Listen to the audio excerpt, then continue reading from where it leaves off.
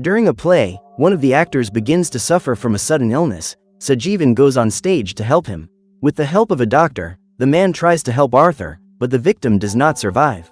While the police take Arthur's body away, Jeevan approaches Kirsten and talks to the girl to find out if she is all right, as the girl has just witnessed a traumatic scene.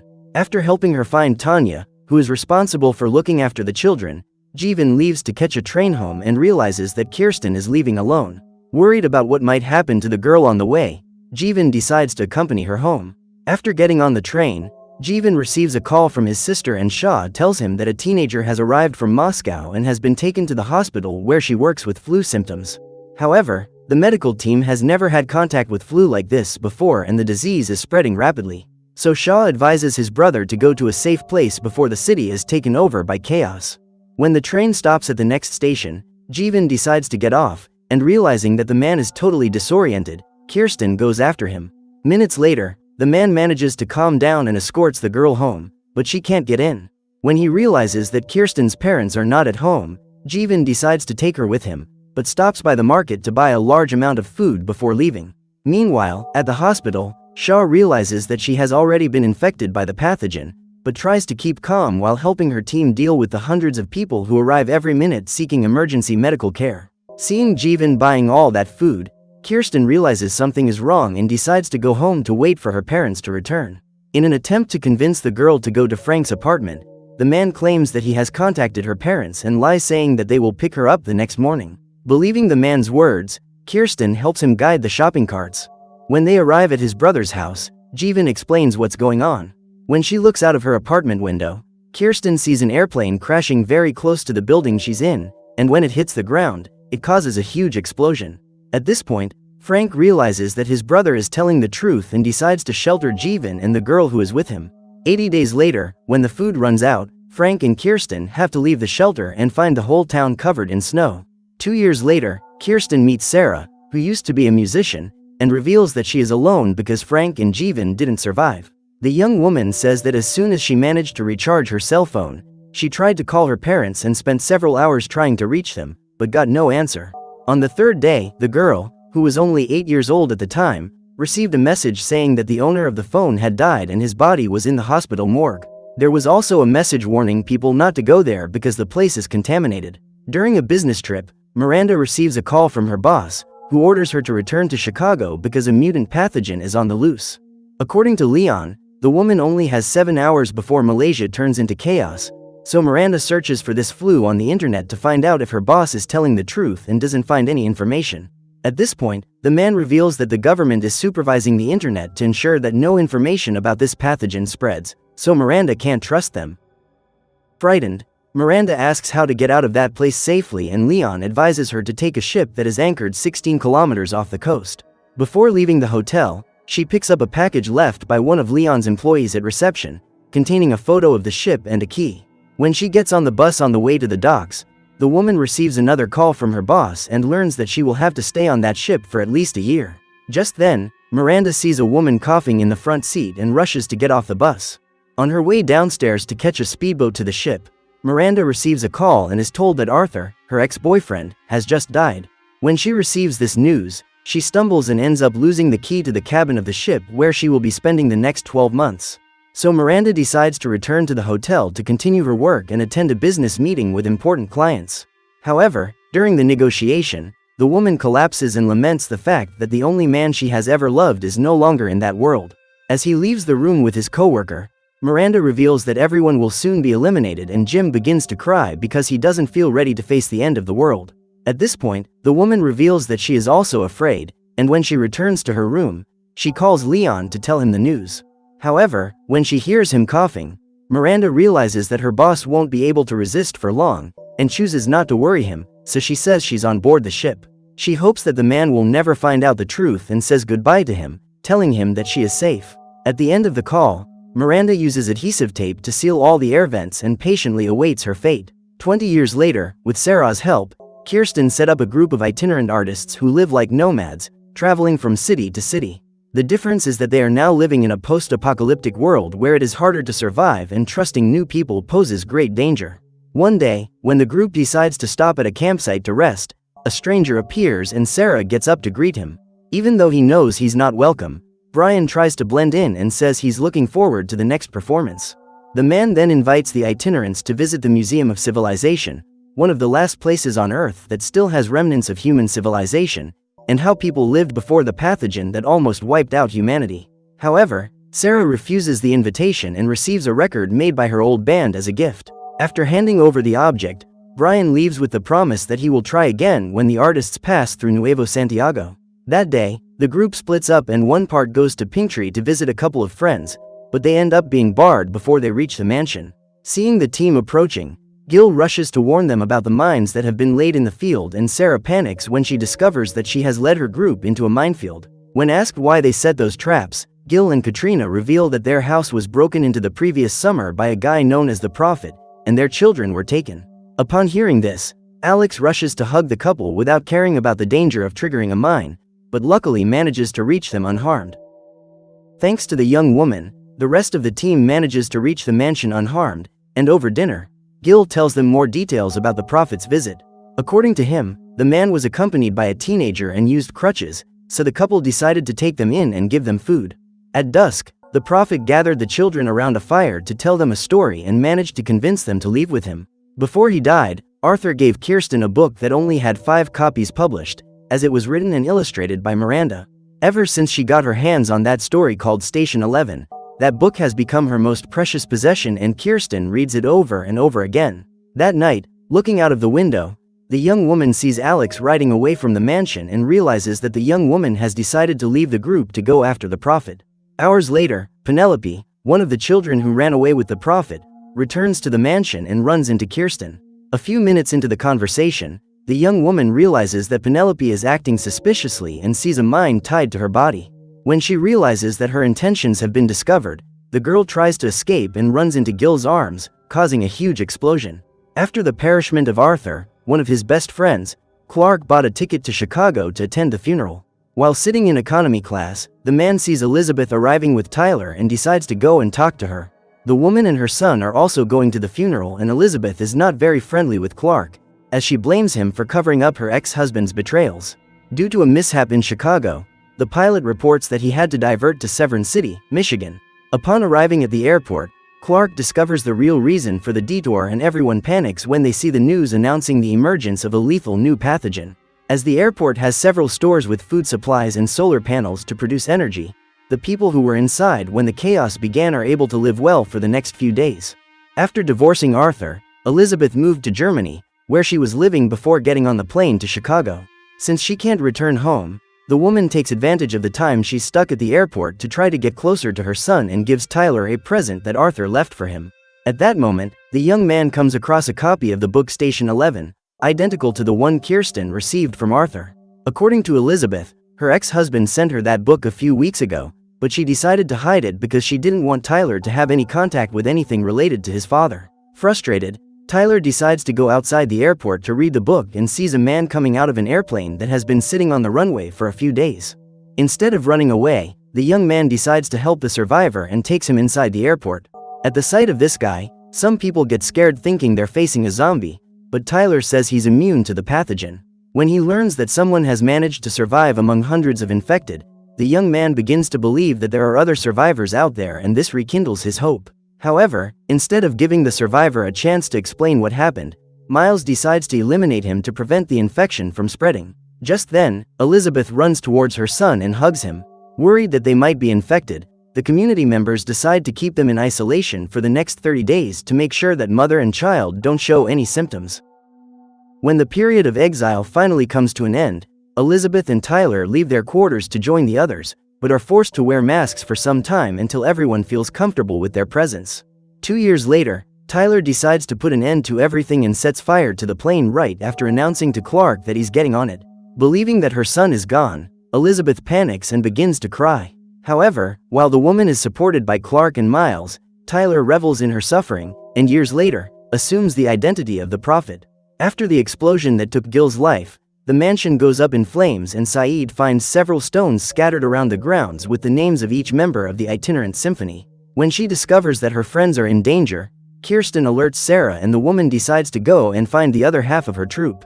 The next morning, Alex shows up and says he went out for a walk the night before, but didn't intend to leave. However, as she doesn't know that the young woman has returned home, Kirsten decides to go out looking for her and says that she won't rest until the prophet is eliminated. Upon arriving at the meeting point, Sarah and her companions once again run into Brian, and the man reveals that the other half of the itinerant symphony is on its way to the Museum of Civilization. According to him, the group has accepted his invitation, and again Brian tries to convince them to follow him. This time, however, the man is accompanied. When she realizes that the pair are armed, Sarah finds she has no choice but to do as they ask, and they all head off together towards the museum. After a few hours of walking through the forest, Kirsten arrives at a lake and is surrounded by countless children who serve as the prophet's soldiers. However, instead of attacking her, the youngsters follow the woman to Tyler's hideout, and on seeing him, Kirsten immediately attacks him. When he is about to have his neck shot off, the man says that Kirsten's friends have become prisoners in the Museum of Civilization and asks for her help to get there, as he also needs to look for something that is locked inside the museum. Determined to get her symphony back, Kirsten decides to join the criminal with the promise that he will leave her troupe alone. Meanwhile, Sarah and the others finally reach their destination and meet up with the other half of the group. While walking through the forest, Kirsten and Tyler are attacked by a hunter who tries to hit them with his darts, but the woman fights back immediately and manages to eliminate him. After pushing the prophet out of a ravine so that he wouldn't be eliminated, she prepares to finish off the other hunters, but Cody ends up being shot in the back and Kirsten manages to defeat all those men single-handedly. At the end of the battle, all the enemies have been neutralized, but the young woman realizes that she has been hit by poison darts and has a vision of herself as a child. When she realizes that the younger version has the antidote, Kirsten decides to follow her and goes through a floating door that is standing in the middle of the forest. At that moment, she ends up in Frank's apartment and has the chance to see Jeevan once again. 3 months after the start of the infestation, the man decided to take a risk by leaving his house to look for food. However, before leaving the building, he breaks into a neighboring apartment that is empty and finds a broken window, indicating that the former resident has jumped out of that window. Minutes later, Jeevan returns to his brother's apartment with a radio in hand and discovers that the whole world has collapsed. So Jeevan decides it's time to leave, but delays his plans because Kirsten is working on a play to tell the story of his book. In order to give in to the girl's wishes, the two brothers end up staying another day in the apartment, and during the performance, the place ends up being invaded by a man armed with a knife. When he comes across the intruder, Jeevan tries to calm him down while Frank orders Kirsten to lock herself in her room. During the negotiation, the invader orders everyone to leave, as he intends to live there from now on. However, Frank refuses to leave his own house and ends up being hit by the blade. Seeing his brother being attacked, Jeevan goes after the guy and manages to eliminate his enemy during the fight. Seeing Frank injured, Kirsten walks into the bedroom to talk to her younger self, as she knows she is blaming herself for what happened. The trio only stayed in that apartment for one more day so that the girl could direct the play she had written. So Kirsten could never forgive herself for what had happened to Frank, as she believed that if she had followed Jeevan's initial plans, this wouldn't have happened. A few days after the attack, the man and the girl leave and the adult Kirsten has the chance to say goodbye to Frank one more time before taking the antidote. Hours later, when she wakes up, Kirsten runs into Tyler and discovers that he carried her for 3 days while she was unconscious. When she asks what happened, the woman discovers that she managed to eliminate all her enemies, but ended up being poisoned. While on the riverbank collecting water, the pair end up being found by Miles and both introduce themselves as members of the itinerant symphony. So the man decides to take them to the Museum of Civilization, and when they get there, the outsiders are interrogated by Clark, who is curious to know where they came from. To avoid being recognized, Tyler hides behind a false identity and implants a bomb in the tower while Kirsten distracts Clark with her acting. The young woman then goes to the courtyard, where she meets the other members of the symphony and is delighted to see them again. When she talks to Dieter, she learns that Sarah has had a heart attack and has been sent to the museum's medical unit for treatment. At that moment, Kirsten begins to think of a plan to rescue Sarah, as she believes she is being held prisoner. After doing so, the woman intends to find a way out of the place together with her friends, but they all prefer to stay in the museum at least until the end of winter. While Kirsten tries to convince her friends that those people can't be trusted, Miles takes Elizabeth to meet the prophet, because since seeing him, the man has been able to recognize him and claims to believe that he is Tyler. As she is convinced that her son is no longer alive, Elizabeth refuses to waste her time, and during the night, the prophet helps Kirsten find Sarah. However, just then, the young woman realizes that Sarah is very ill and won't be able to go on with the symphony. Realizing that Kirsten is devastated by this news, Sarah bids her farewell and asks the girl not to tell the others about her until the play they are rehearsing has been performed. After the visit, Kirsten goes to meet Tyler and they both use a hidden passageway to leave the airport. Then they both decide to spend the night in the wreckage of the plane that Tyler set on fire when he was a child, and the young man takes the opportunity to tell his story. Then, after hearing why he abandoned the Museum of Civilization, which at the time was just an airport housing survivors, Kirsten discovers that Tyler is Arthur and Elizabeth's son, and reveals that she was very close to his father. The truth is that the young man was traumatized by the sight of an innocent man being eliminated right in front of him and has never forgiven those people for keeping him and his mother locked up for a month on suspicion of contagion. When she realizes that Tyler doesn't intend to go back to the museum, Kirsten decides to return alone, as she isn't willing to abandon her friends. Minutes later, Elizabeth appears and hugs her son, as she soon recognizes him. Then Clark appears and sees the museum he has spent the last 20 years building being destroyed in a huge explosion. When Frank died and Kirsten left with Jeevan to explore the world, the girl discovered that she was a very skilled survivor. As well as being an excellent knife thrower, Kirsten soon learned to shoot and became a great hunter. As he raids the houses looking for supplies and objects that might be useful for survival, Jeevan asks the girl to stand guard to make sure no one gets close. However, one day Kirsten got distracted by her book and her friend was attacked because of her. After getting rid of his enemy, Jeevan goes to meet the girl and they both walk together back to the shelter where they are living. On the way, Kirsten stops to cut some branches to make a fire and Jeevan takes the opportunity to take the book from her backpack and throw it into the snow. Later, when she gets home, the girl misses her book and soon realizes that Jeevan has gotten rid of it. Furious, the girl puts on her coat and prepares to go out in the middle of the night, but Jeevan forbids her to go outside and leaves to look for the book, in an attempt to make up for the mistake he made. When he finally manages to find the book, Jeevan is attacked by a wolf and seriously injured. After getting rid of the animal, the man tries to drag himself back home, but the pain doesn't allow him to go very far. Luckily, Jeevan is found by Lara, who takes him to a hospital and tends to his wounds. When he wakes up, he discovers that he has had to have the toes on his right foot removed because they were bitten by the wolf and became infected. Since then, Jeevan has had to get around in a wheelchair, and as soon as he recovers, he starts helping Deborah in the maternity ward, as there are many pregnant women in that hospital. Weeks later, Jeevan leaves and Lara decides to accompany him with her newborn baby. But when he gets home, he finds that Kirsten has left and he feels guilty for abandoning her. Contrary to what the young woman believes, Jeevan is still alive and has spent the last 20 years building a family alongside Sarah. After the 8 days of isolation, the members of the itinerant symphony are released to access all the premises of the airport, except the Museum of Civilization, which was destroyed by the bomb planted by Tyler. Seeing his most precious possession destroyed, Clark ran towards the fire to try to save some items, and when Miles pulled him out, both his arms were burnt. Elizabeth then contacted Jeevan to ask for help, as the man had dedicated the last 20 years of his life to practicing medicine and had become a well-known doctor in the region. Meanwhile, Tyler is being held in prison and Kirsten gets permission to visit him. The young man will be playing Hamlet in the play that the itinerant symphony is organizing, and as director, Kirsten gives him the book so that he can rehearse his lines with Elizabeth, who will be playing Gertrude. While in the ward treating Clark's burns, Jeevan notices that there is another patient in the next room and keeps Sarah company while she is in her last moments.